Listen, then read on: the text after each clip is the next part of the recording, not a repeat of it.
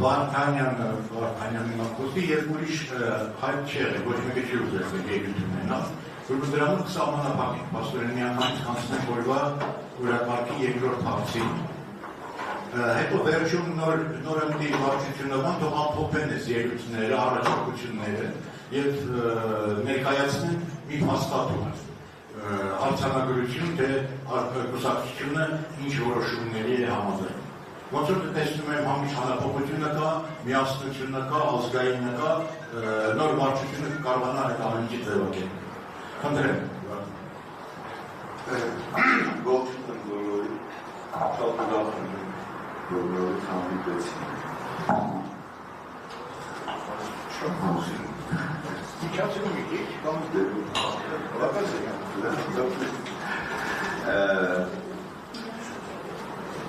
Սենց մեր հարց ինձ շատ հետաքրքրում էր։ Մարդկության պատմությունը, պատերազմների պատմությունը, թե խաղաղության։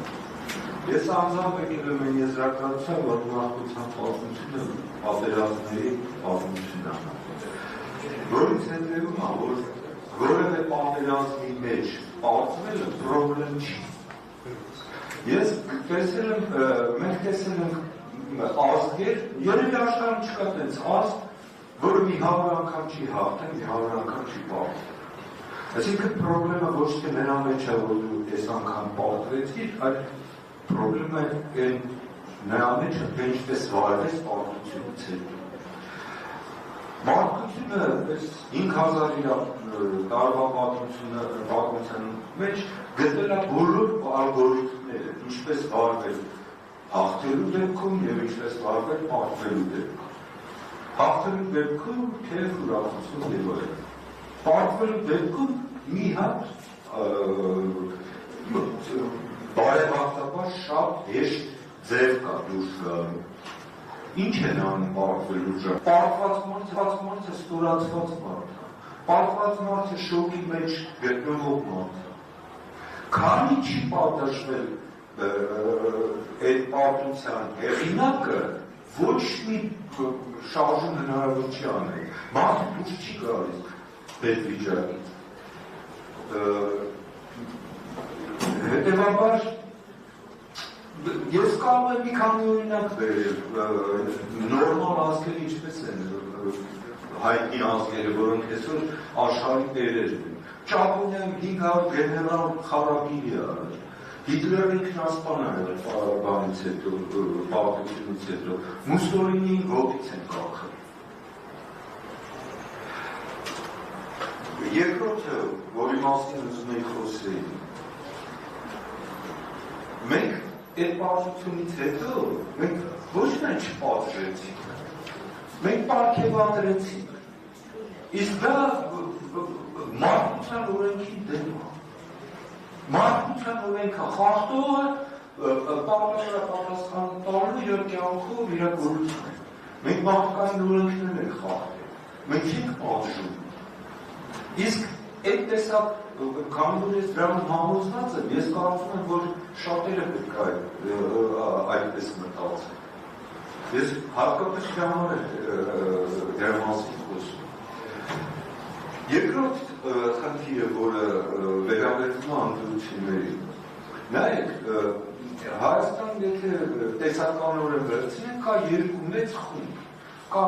երկու կուսակցություն, լայն իմաստով, կա Նիկոլի սիրողների կուսակցություն և ատողների։ Ինչու հնարավոր չի որևէ հաղթանակ Նիկոլի կուսակցության նկատմամբ այս պայմաններում, հատկապես երբ որ դրա մասին նաև Վազգեն Մանուկյանը խոսում, որովհետև մի հատ էական հարցում նրանք գերազանցում են Էլյուսին, թեկուզ թվապես փոքր։ Իրանք կազմակերպված են և ունեն անվերապահ դիկտատոր։ Մյուս կուսակցությունը բազմաշեր, բազմագաղափար, բազմաամբիցիոզ, քանի էթնի կուսակցությունը չի կարողացել կազմակերպվի, միշտ կազմակերպված ուժը կհաղթի չկազմակերպված ուժը։ Այսինքն մեր այսօրվա ամենակարևոր խնդիրներից մեկը, հատկապես կուսակցության կարևոր խնդիրներից մեկը, փորձել գտնել եղանակ կազմակերպելու այդ ամբողջ մեր ազգը, մեր ամբողջ ժողովրդին հասցնելով այն գաղափարները, որոնք որ հարիր են մեր ազգին։ Ես համոզված եմ, որ մենք ամենայն հավանական ցանկը կարողանանք դառնալ։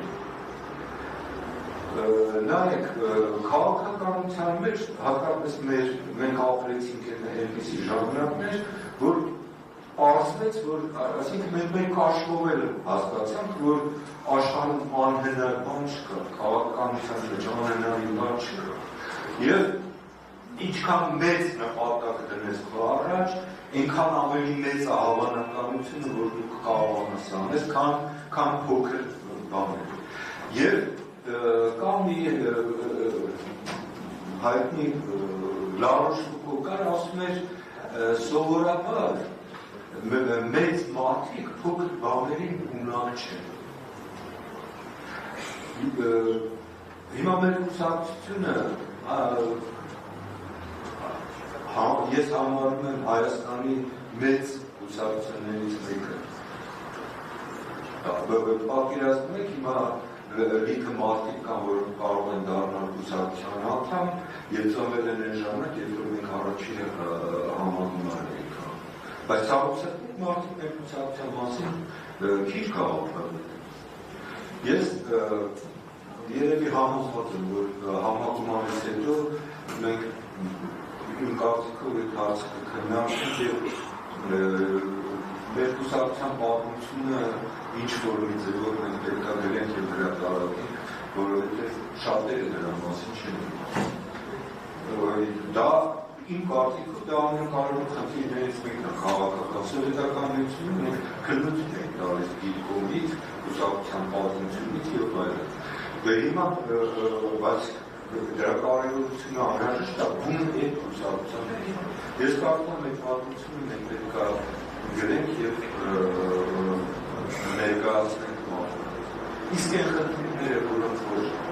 պարոնականը նշեցիր ելույթի մեջ, ես կարծում եմ մենք վիճակ ենք իրականացնել եւ դա մենք անենք։ Ինչքան մեծ լինի մեր դիմացը մեր արժեք դրված խնդիրը, այնքան դա անհնարին բան չկա։